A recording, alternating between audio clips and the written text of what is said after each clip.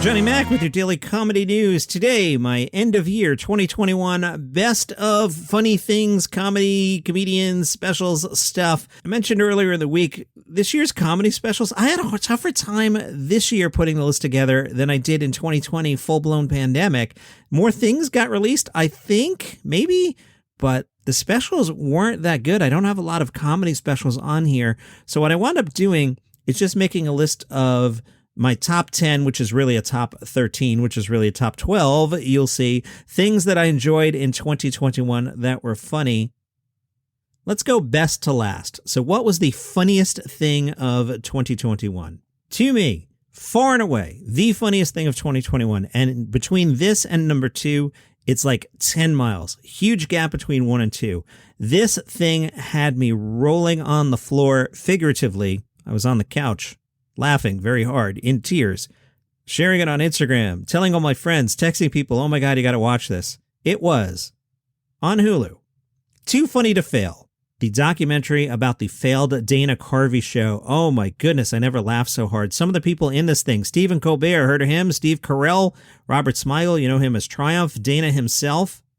IndieWire wrote, when the film turns its focus to the run of the show itself, it introduces the fascinating layer of some unguarded feedback from ABC executives as the programming decision makers of the network follow the timeline from greenlighting the show to describing the final product they had no idea they were getting. You can track the repressed disdain as it slowly builds.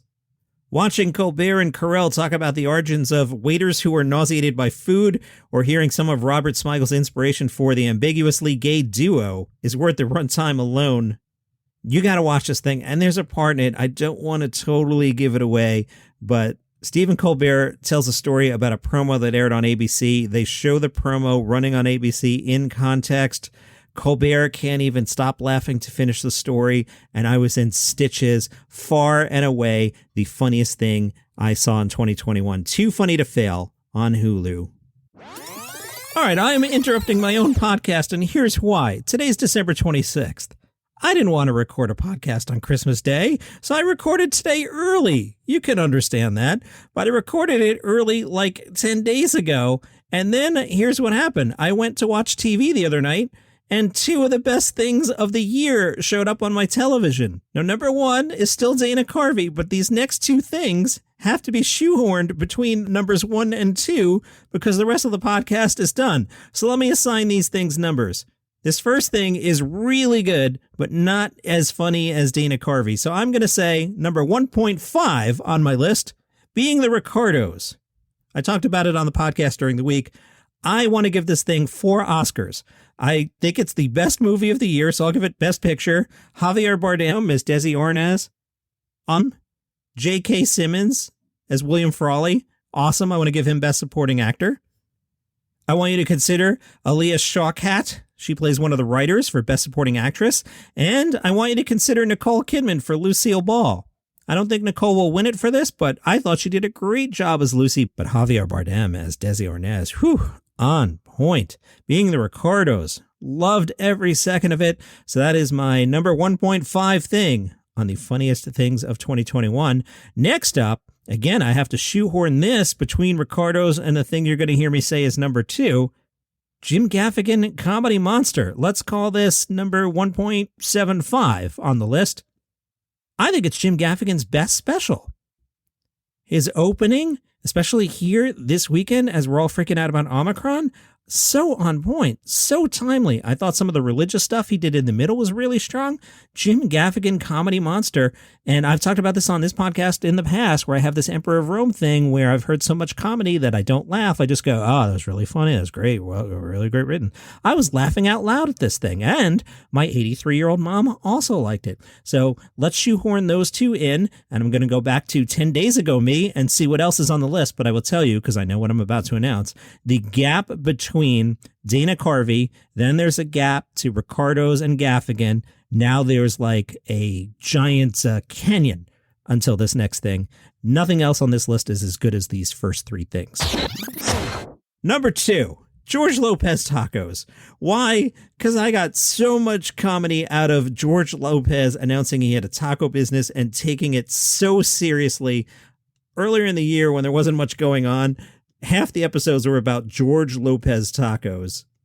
George took this project so seriously, he spoke to MASH and said, "Taco Tuesday, I think it's limiting. Tacos are 24/7 every day of the week." George spoke to Eater and said, "The places where they make the tortillas, all the sauces and all the carnitas, the steak and the chicken, that big wheel of food is going to start turning over all again."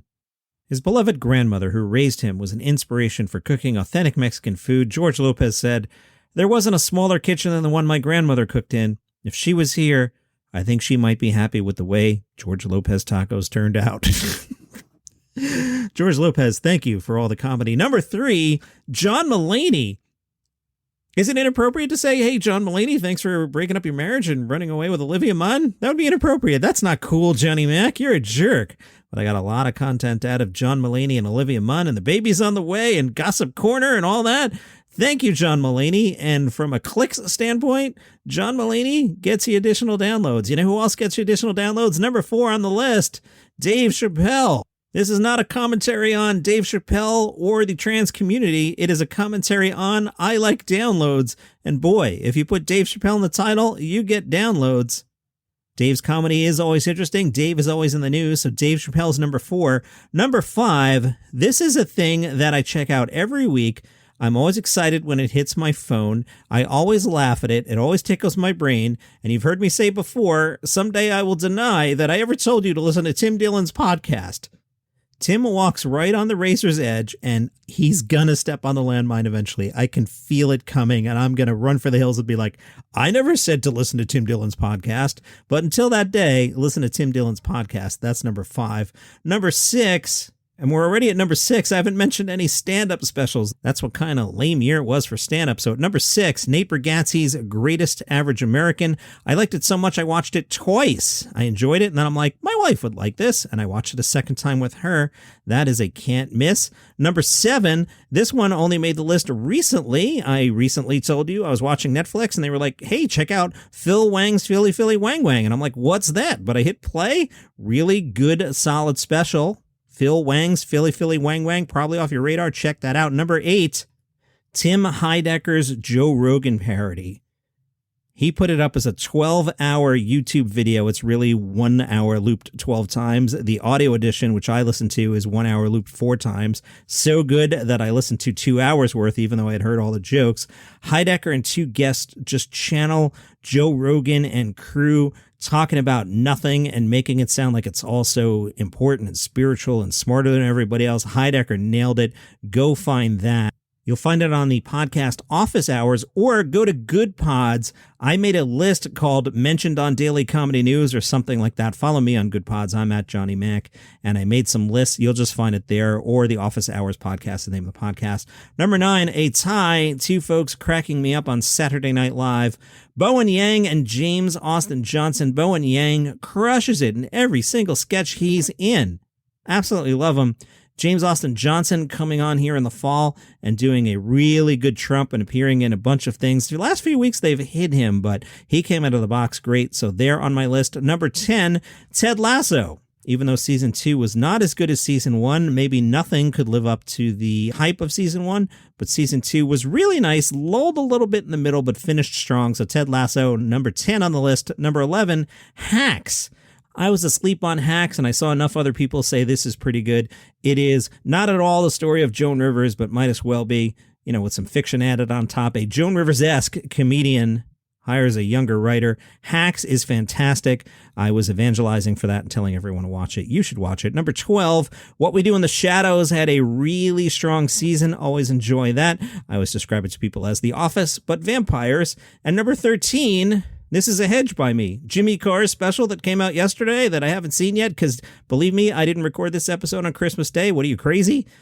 I'm just going to guess that was pretty good. Jimmy Carr is always good. I'm excited for the special. Haven't actually seen it, but I'm adding it to my best of 21 list based on faith. Jimmy Carr number 13. Don't forget there's a Facebook group, facebook.com, Daily Comedy News group. I had asked the listeners earlier in the year when I was struggling with this list, what should I put on the list? Lane Spurkis wrote in and said, I still don't know what I think of Bo Burnham's Inside. Let me jump in there.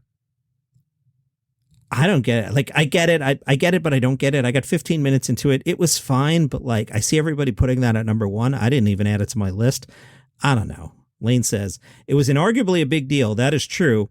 It's notable that John Mulaney did a successful tour despite enormous personal drama that could fill 1,000 Gossip Corner segments. See? I'm a big fan of Sarah Squirm Sherman's mainstream emergence on SNL. Good call. Growing recognition of Jessica Kirson's stand-up. Wow. Lane writes, long overdue. Yeah, I know Jessica, maybe 15 years at this point. Nate Bargatze and Josh Johnson released decent specials. Season 2 of Tim Robinson's I Think You Should Leave continue that show's run of excellence. James A. Caster's amazing Cold Lasagna, I Hate Myself 1999 wasn't made in 2021, but I didn't get to see it until this year. Lane adds, Chappelle, Rogan, Schultz, and others surfing on a lucrative yet largely non-existent wave of cancel culture was certainly a thing. Scott Beckett added, your man crush and future MacPacker from SNL has to be one. I believe he means Andy Samberg there. I think Andy's now officially in the MacPack. Ted Lasso, even though not as good as season 1. Yes, I agree, Scott Beckett. How about Seth Meyers' writing team, or one of them that you love? I tend to find the Fallon jokes the most on point, but they're all good. And Gary Gulman back on tour after his troubles. Good call. Gary got to play Carnegie Hall. Very happy for him. The New York Times did their list. They did a grab bag like I did from the New York Times. Comedy got dangerous in 2021. Don't we write that every single year? Not cancel culture dangerous. More like I might contract COVID at this show dangerous. But their list is really strong. Best punchline inside a club to diffuse COVID anxiety. One night at the Comedy Cellar, Dave Attell told a guy, I'm glad you're wearing a mask because we need a survivor to tell the story. Oh, that's such a great joke. Bill Burr was at the West Side Comedy Club and said, I'm happy to be down here working on a new variant. Best experimental comedy, Tig Notaro's Drawn. I guess. I saw that on a lot of lists. Best musical comedy, Bo Burnham Inside. I don't know. I thought Schmigadoon was better than that. I'll fight you on this, New York Times. Schmigadoon destroys Bo Burnham's Inside. How about that for a gauntlet? Best opening bit, in Imperfect Messenger. A Comedy Central special packed with refined comic gems, Roy Wood Jr. begins by discussing things that are not racist but feel racist. An example, when you go somewhere and there's too many American flags. You know, I had this feeling in the summer. I was driving down to Long Beach Island and a guy in a pickup truck came by and had 2 giant American flags flying off the back. And just something about it made me go, ugh. And I texted my friend, I'm like, when did American flags become a thing that makes me go, ugh? We live in weird times. I like American flags. They've just been co-opted a little bit. I digress. Best directing. The movie Shiva Baby offers a modern spin on the postgraduate angst of the graduate. Haven't seen that, but I've seen some good buzz on that.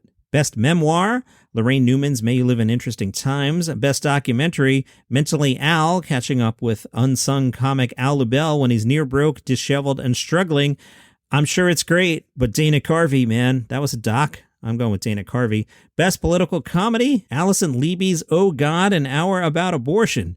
An understated, humane, and deeply funny examination of the experience of having an unwanted pregnancy and an abortion. I'm drawing a blank on that. I bet I talked about it at some point during the year, but I don't remember that at all. Do you? Best Keystone Cops Update, Tiffany Haddish and Bad Trip.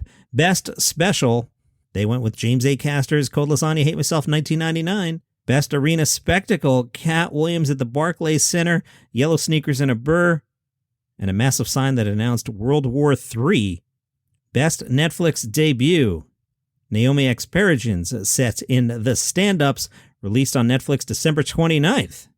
Well, New York Times, how am I supposed to add that to the list? It's in the future. Hey, Johnny Mac, you had a Jimmy Carr to your list. You hadn't seen that yet at all. At least New York Times has seen Naomi. All right, I'll shut up. Best Grand Unified Theory.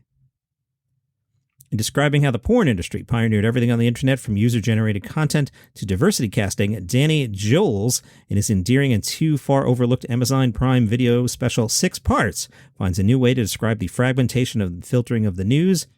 All news, he argues, has become kink-a-news, catering to our narrow, even perverse whims. That sounds like a really good thing. I'll check that out. 6 Parts on Amazon. All right, I'll try and remember that.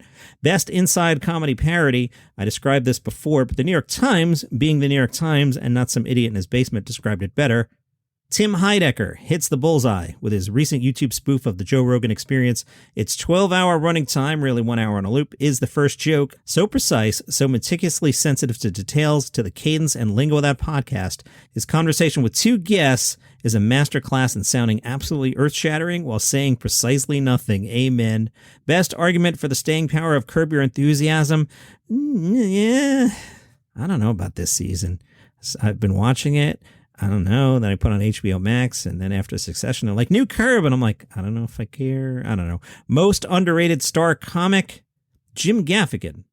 Jim Gaffigan's put out so much material for so long, he's easy to take for granted. The fact that he's family-friendly probably doesn't help his press either. Really? I think it's quite the opposite, everybody. Really, New York Times? We might have to have a little kerfluffle in the hall. New York Times, you got some bad opinions on here. Jim Gaffigan being family-friendly definitely helps his press. You kidding me? Here, you want an example? You think the Pope is going to hang out with Dave Chappelle, Joe Rogan, or Louis C.K.? He's not. Gaffigan opened for the Pope. Opening for the Pope gets you press. And that's your comedy news for today. Follow the show on Pandora, Spotify, Apple Podcasts, Google Podcasts, wherever you get your pods. See you tomorrow.